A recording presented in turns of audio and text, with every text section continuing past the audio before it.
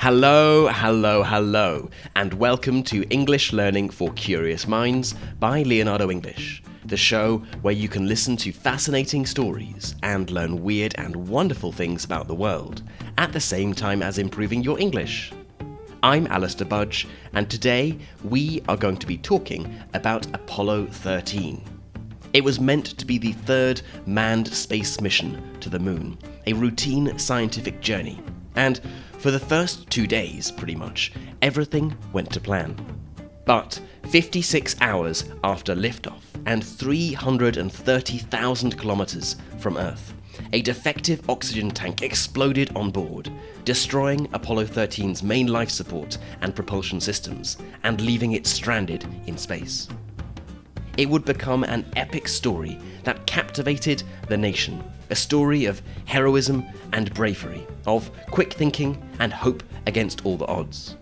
You may know something already about Apollo 13, you may even have seen the film, but today we are going to tell this epic tale. Okay then, Apollo 13.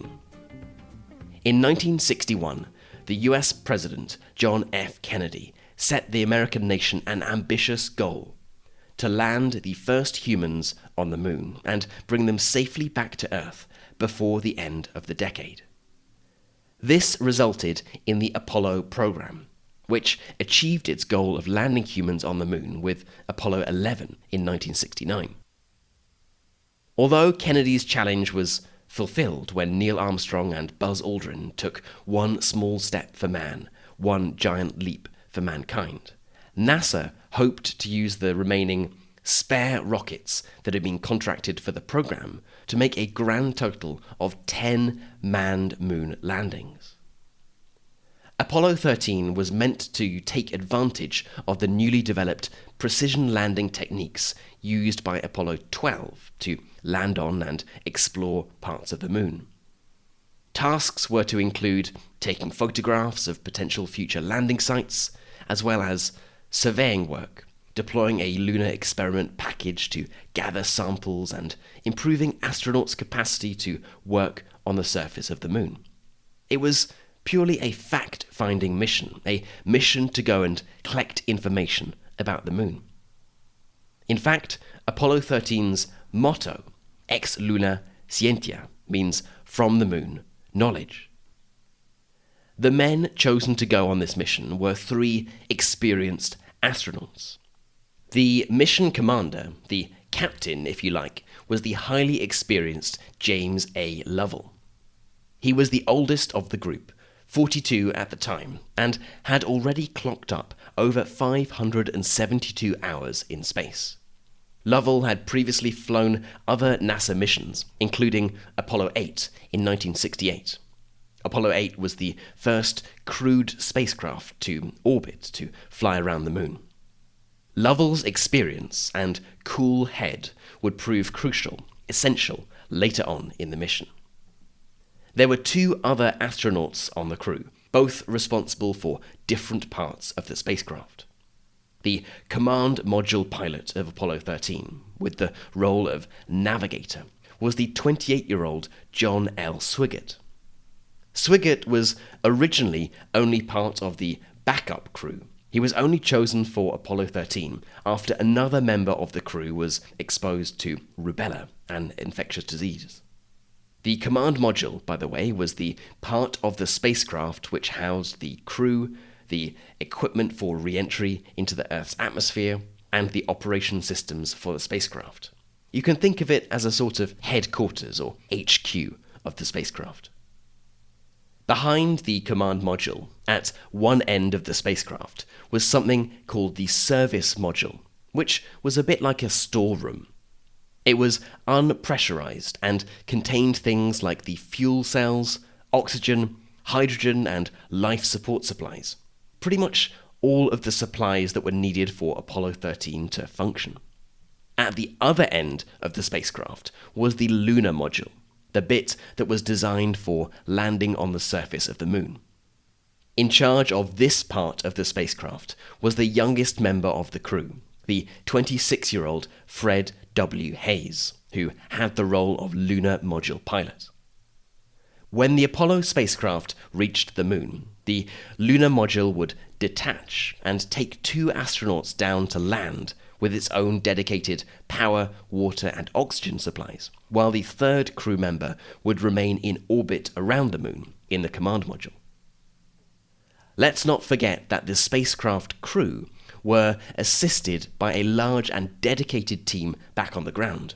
NASA's Mission Control at the Manned Spacecraft Center in Houston would constantly monitor the spacecraft's every move and tell the astronauts what to do. In essence, ground control was the 4th team member of the mission. So now we have a better idea of the background to the mission, who the crew were, and a rough idea of the actual spacecraft. Let's take a look at what actually happened to Apollo 13. After a slight glitch at liftoff, when one of the rocket engines shut down early, everything seemed to be going to plan, and Apollo 13 left Earth's orbit on target to fulfill its mission. A glitch, by the way, is another word for a sudden fault or temporary malfunction. But other than this small glitch, the first 56 hours or so were pretty uneventful. So uneventful, in fact, that when the crew filmed themselves on board the spacecraft for TV back on Earth, no channels decided to show it. After Neil Armstrong and Apollo 11 had landed on the moon, lunar missions simply weren't that interesting anymore. They had lost their novelty. Soon enough, the entire country would be watching. At approximately 56 hours into the flights, when the spacecraft was nearing the moon, Swigert, the command module pilot, was asked to perform a routine piece of maintenance on the oxygen tanks. Mission Control believed that one of the oxygen tank's pressure reading sensors was malfunctioning. It wasn't working properly. Swigert flipped the switch to run the tank fans, when suddenly there was a loud bang. It later came to light that one of the oxygen tanks had been damaged before liftoff. When the switch was activated, the tank began to dangerously overheat, causing it to explode.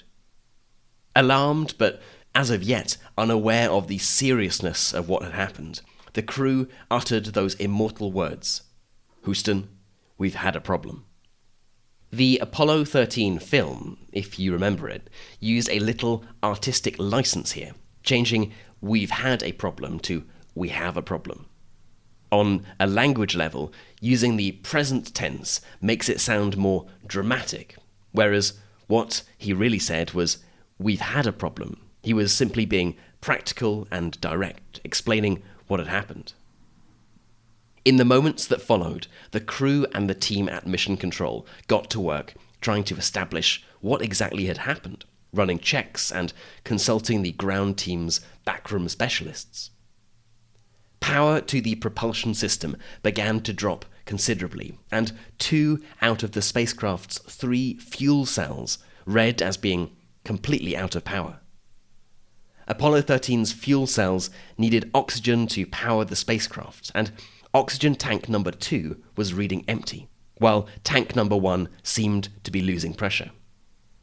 At this point, the team was hoping that there were just sensor issues, but the severity of their problems was just beginning to dawn on them. They were starting to realize that they were hundreds of thousands of kilometers away from Earth without any good options about how to get back.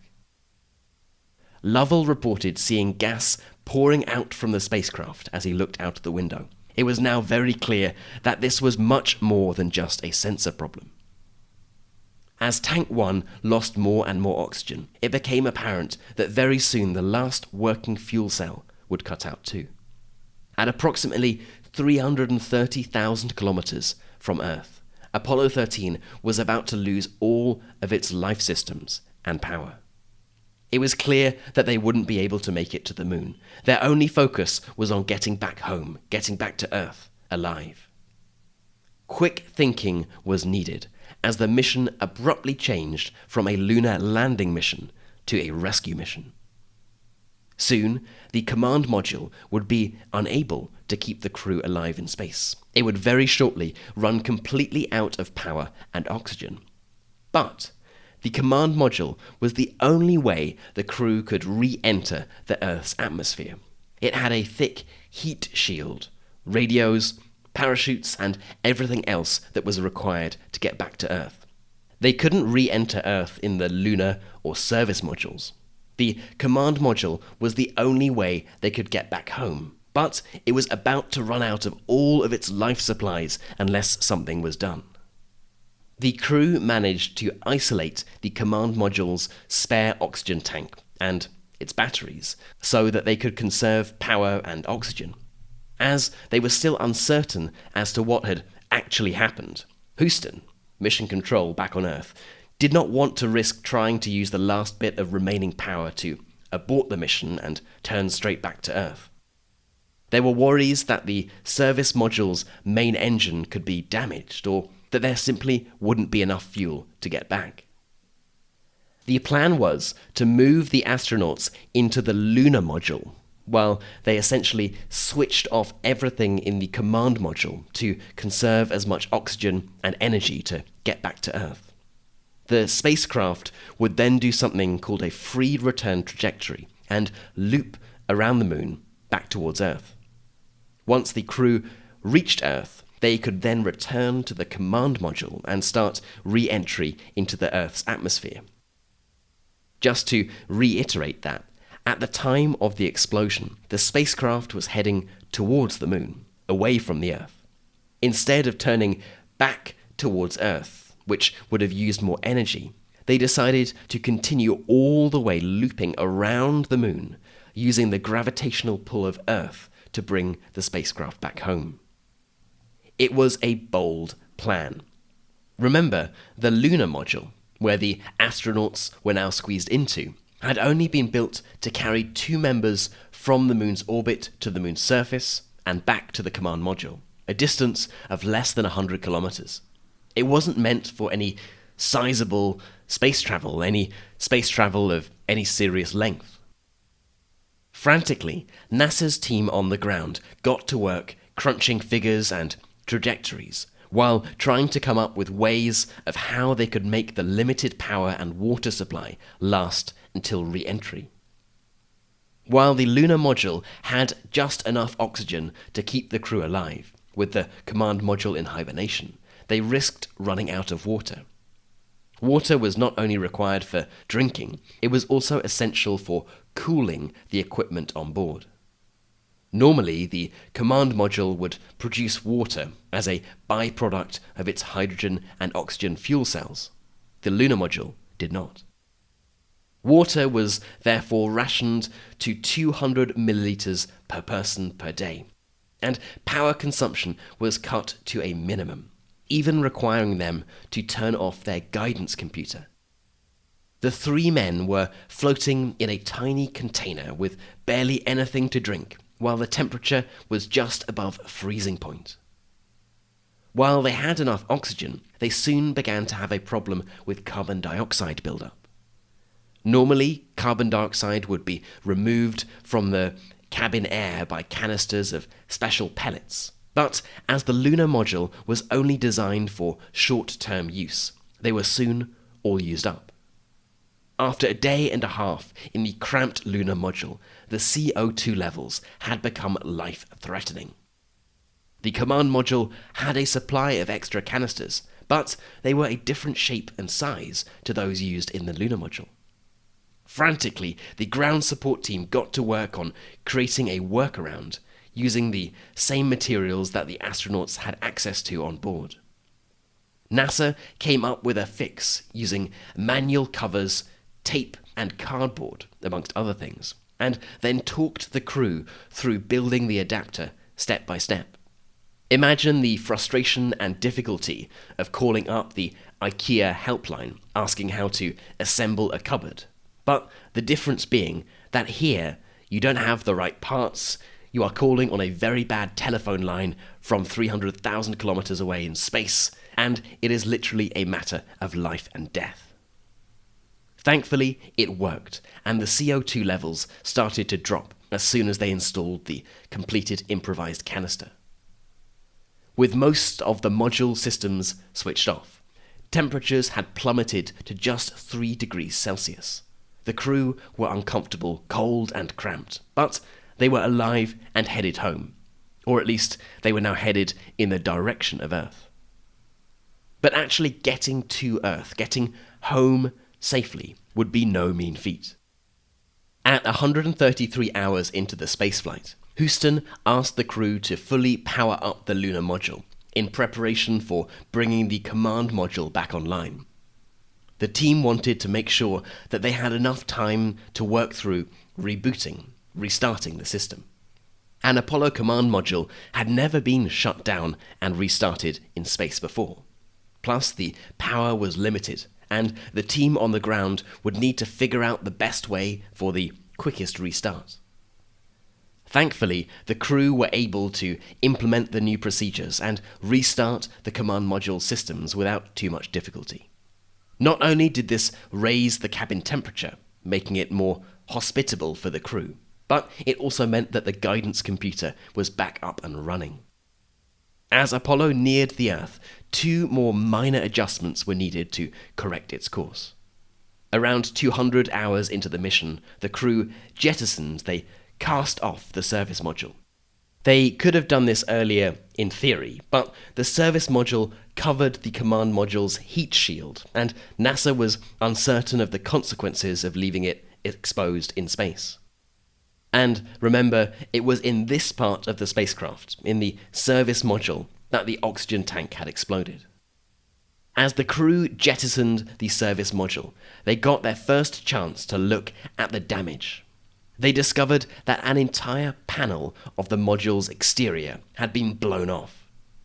If it hadn't been sufficiently clear before, the crew had been, and still were, in extreme danger. And surviving even this far, they had already beaten all the odds. Approaching re-entry, as the crew moved back to the command module, the last major problem that needed a quick solution was how to get rid of the Lunar Module.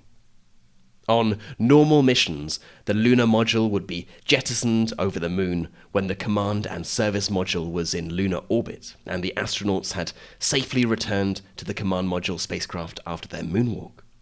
But this was no normal mission, and the crew had been using this Lunar Module as a temporary storage. It was their lifeboat home. Once the ground teams had figured out how to best release the Lunar Module, the crew jettisoned it to land deep in a trench in the Pacific Ocean. Re-entry had begun, and the crew hurtled down through the Earth's atmosphere for the final nail-biting moments of their mission. As Apollo 13 entered the final minutes of its spaceflight, millions of people around the world were following it live on TV and radio. The entire United States was gripped by the astronauts' ordeal, with men, women and children hoping and praying that they would survive the re-entry process after having made it so far in such impossible conditions. As with all re-entry procedures, contact was lost with the crew as they began their descent. Unknown to the crew, Apollo 13's trajectory, its direction, had been slightly adjusted by the Lunar Module's cooling system on the way back from the Moon.